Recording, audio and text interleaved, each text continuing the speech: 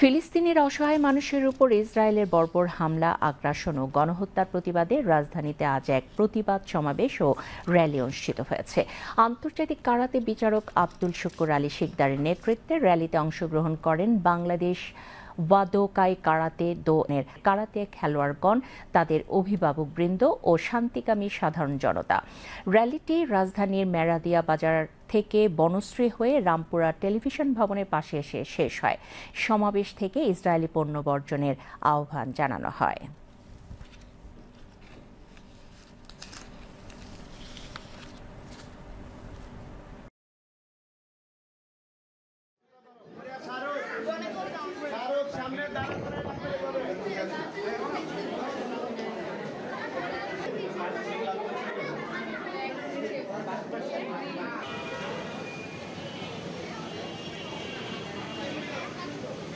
আস্তে আস্তে পিছনে যান জারিফ, আস্তে আস্তে পিছনে যান সবাই।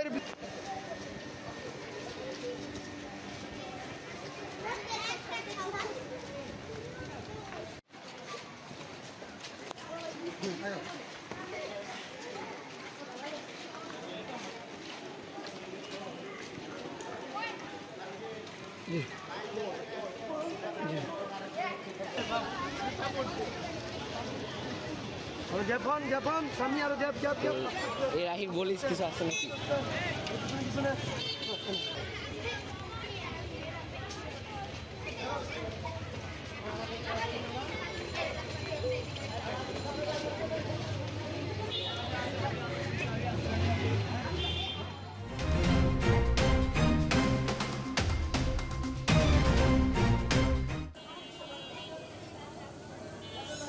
ইসরায়েলি পণ্য বয়কট উপলক্ষে শুক্রবার রামপুরা বনশ্রী থেকে বাংলাদেশ ওয়াদোকাই কারাতে দো এর সকল শিক্ষার্থী ও অভিভাবকদের নিয়ে ফিলিস্তিনের অসহায় মানুষের পক্ষে নির্যাতনের প্রতিবাদ স্বরূপ শান্তিপ্রিয় র্যালি অনুষ্ঠিত হয়েছে।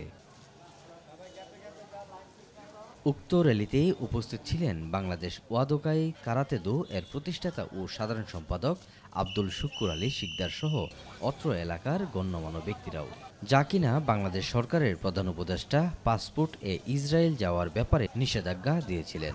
ইতিপূর্বে এ ব্যাপারে গণপ্রজাতন্ত্রী বাংলাদেশ সরকার সহ দেশের সাধারণ জনগণ বিভিন্নভাবে প্রতিবাদ সমাবেশ ও র্যালি প্রদর্শনী করেছেন।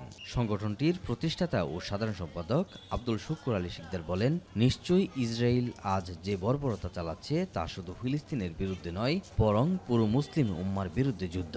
সরকারের কাছে জোর দাবি জানাই অবিলম্বে ইসরায়েলি পণ্য নিষিদ্ধ করা হোক। যারা গণহত্যা চালায় তাদের সঙ্গে কোনো রকম বাণিজ্যিক বা কূটনৈতিক সম্পর্ক রাখা মানবতা বিরোধী।